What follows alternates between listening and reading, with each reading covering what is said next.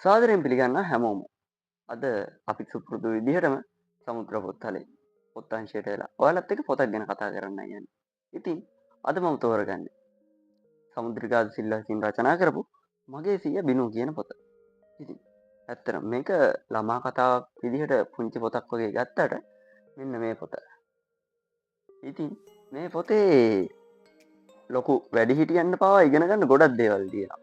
ඒ කියන්නේ මේක ළමයින්ට වැඩිහිටියන්ට ඕනම කෙනෙක්ට නිර්දේශ කරන්න පුළුවන් කතාවක්. මොකද මේක අර පිරිමැස්ම නිරෝගිමත් විදිහට කොහොමද ජීවත් වෙන්නේ මේ වගේ ගොඩක් දේවල් ගැන විස්තර කරලා තියෙනවා. ඉතින් අපි බලමු මේ පොත ඇතුළට එදිකම් කරලා මේ පොතෙන් අපේ ජීවිතයට ගන්න තියෙන මොනවද කියලා. එහෙනම් මම ඔයාලට ආරාධනා කරනවා මාත් එක්ක මිනිත්තු කිහිපයක් එකතු වෙලා මේ පොත රස විඳින්න ඉන්න කියලා. දවසක් ගමනක් යනකොට ආච්චි අම්මා දැක්කලු ලස්සන බංකුවක්. එයාට ඒක සල්ලි වලට ගන්න ඕනේ වුණා. ඒත් ඒකට මහ ගොඩක් සල්ලි ඕනේ. ඉතින් මේ කතාවේ කියන විදිහට අපේ ආච්චි අම්මා ගමනක් යනකොට දකිනවා ලස්සන බංකුවක්. එයාට ඒක ගන්න ඕනේ. අපිට සාමාන්‍යයෙන් ලස්සන දෙයක් දැක්කම ඒක ගන්න පුංචි ආසාවක් තියෙනවානේ. අන්න ඒ වගේ. ඒ වුණාට මගේ සීයා බිනු. එයා එහෙම අනවශ්‍ය විදිහට වියදම් කරන්න කැමති කෙනෙක් නෙවෙයි. එයාට පුංචි වඩු මඩුවක් තියෙනවා. ඉතින් එයා ආච්චි අම්මට ලස්සන පුංචි බංකුවක් හදලා දුන්නා.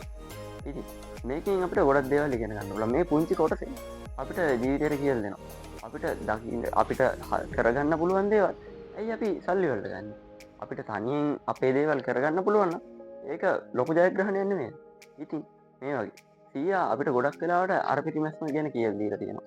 මම මේ කෘතියෙන් දකින ප්‍රධාන හොඳම දේ තමයි Tamanට තනියෙන් ජීවත් වෙන්නේ කොහොමද කියන එක සීයා කියලා දෙනවා. ඒ කියන්නේ සීයා එකපාරම මේ කතාවේ තියෙන විදිහට පුතාගේ බයිසිකලේ ගන්නවා. ඒ වුණාට සීයා එක ඒ මොහොතේම හදලා දීලා කියනවා පිරිමි ළමෙක් වුණාම තමන් බයිසිකලයක් තමන්ගේ දෙයක් හදාගන්න හැටි තනියෙන් ඉගෙන ගන්නවා. ඉතින් මං කියන්නේ අපිට ජීවිතේ හරි දෙයක් වුණාම අපි ඒ කරදරෙන් ගැලවෙන්නේ. ඒ කියන්නේ හැම දෙයක්ම දැනගෙන ඉන්නවා. සීයා බිනු. එයා සාමාන්‍යයෙන් දන්නේ නැති දෙයක් නැති තරම්. එයා හැම දෙයක්ම දන්නවා. ඒ වගේම එයා නිරෝගීමත් ජීවිතයක් ගත කරන කෙනෙක්. එයාට ගෙදර පුංචි ගෙවත්තක් තියෙනවා. එයා මේ හැමදේම කරගෙන සතුටින් තමන්ගේ පවුලේ හැමෝම ආරක්ෂා කරගෙන ජීවත් වෙනවා. ඉතින් අපි මේ කතාවේ තවත් ඉස්සරහට ඇවිදගෙන යනවා. සීයා වතුර ටැංකිය වලින් උපකරණයක් හැදුවා. ගෙදර අහක යන කෑම ඔක්කොම සීයා දාන්නේ ටැංකියට. බුරු ගාලා ඒ ටැංකියෙන් ගෑස් එළියට එනවා. දැන් ආච්චිට උයන්න හැමදාම ගෑස් තියෙනවා. ඒ වගේම සීයාගේ සල්ලිත් ඉතුරුයි. ගෑස් කඩෙන් ගෙන්න ඕනේ නෑනේ. ඉතින් පහුගිය කාලෙකදී රටේ ගෑස් නැති වෙනවා. සාමාන්‍යයෙන් ගෑස් නැති වුණාම අපි හැමෝම උයන් දන්නේ. ඉතින් මේකේ තියෙනවා එයාගේ ආච්චි අම්මට උයන්න විතර ගෑස් නැති වුණාම දර වලින් ආදී ඇස් දනවා කැස්සෙනවා ඒ වගේ ගොඩක් ඒවා. ඒ වුණාට කඩේ කොහෙවත් මිලදී ගන්න ගෑස් එකක් නැහැ. ඉතින් කරන වැඩේ සීයා ගෙදරම පුංචි ගෑස් එකක් හදනවා.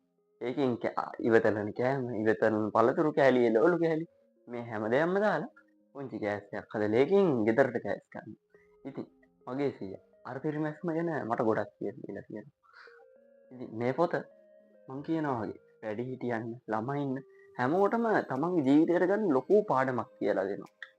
ඇයි අපි වෙන කාටවත් බැන ඒගොල්ලෝ දිහා බලාගෙන ඉන්නේ? අපි අපිට කරගන්න පුළුවන් දේවල් කරගමු. එහෙම වුණොත් අපිට ලස්සන රටක් හදන්න පුළුවන්. මේක ඉති ළමයින් ලියවුණු කතාවක් වුණාට ඇත්තටම මේක හරියට තේරුම් ගන්න කෙනෙක්ට ලස්සන ගමනක් ලස්සන ජීවිතයක් හදාගන්න පුළුවන්. අන්න ඒකින්දම මේක ගොඩක් ලස්සන පුංචි ළමා නවකතාවන්නේ පුංචි ළමා කතාවක් විදිහට අපිට දක්වන්න පුළුවන්. ඊළඟට අපි යන් සීයාගේ සෞඛ්‍ය ගැන ඒ වගේ දේවල් ගැන කතා කරමු. ඊට කලින් මං කියන්න කැමති අපේ පවුලේ හැමෝම පීසා කන්න කැමති. ලෝකේ වැඩියෙන්ම ජනප්‍රිය කෑම පීසා. ඉතින් එහෙම තියෙනකොට අපේ පවුලේ කට්ටිය හැමෝම පීසා කන්න හරිම කැමති. ඒ වුණාට අඩෙන් පීසා එකක් අරගෙන කද්දී ලොකු ගාණක් යනවා. මගේ සීයා ගෙදර පුංචි දරපෝරණයක් හදනවා. සීයා ඒකට දාලා පීසා පුච්චනවා. ඉතින් අපි හැමෝටම දැන් ගෙදර පීසා හදාගෙන කන්න පුළුවන්.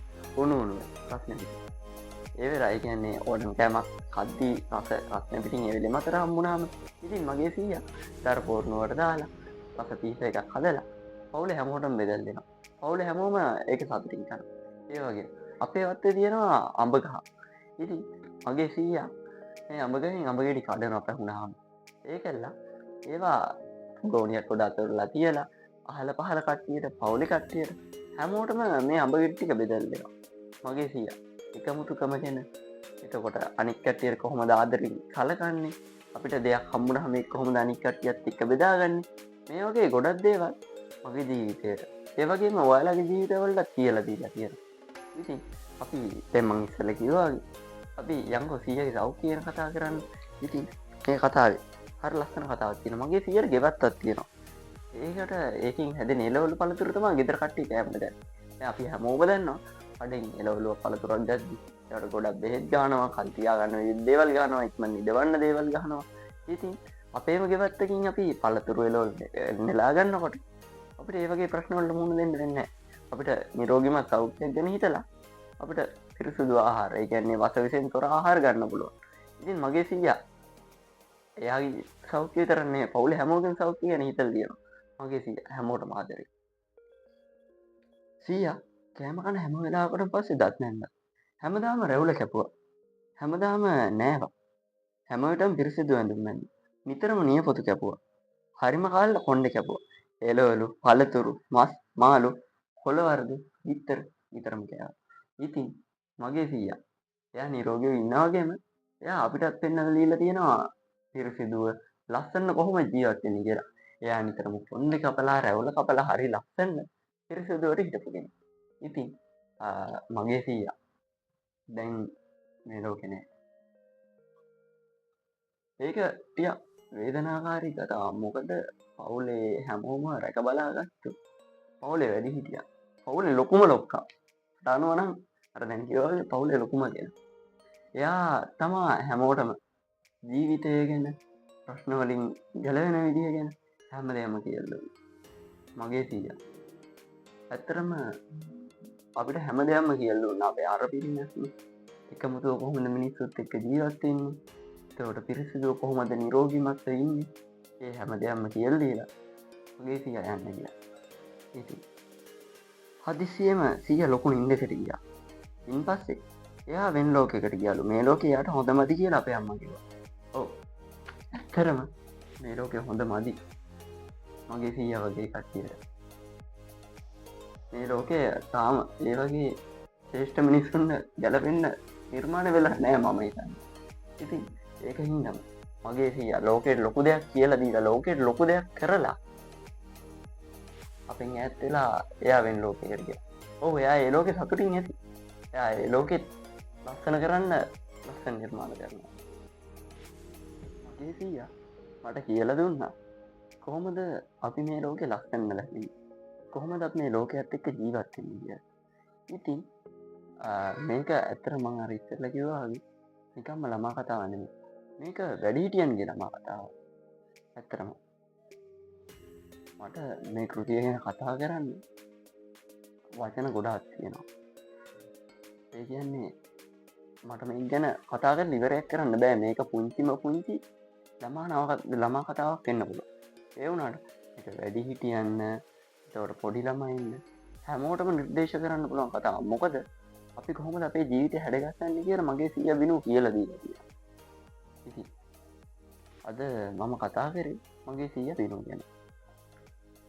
අපි අදට මෙතනින් මේ අපි තවත් දවසක මේ වගේ ලස්සන ජීවිතයට දෙයක් ගන්න තියෙන හොඳම පොතක් ගැන කතා කරමු.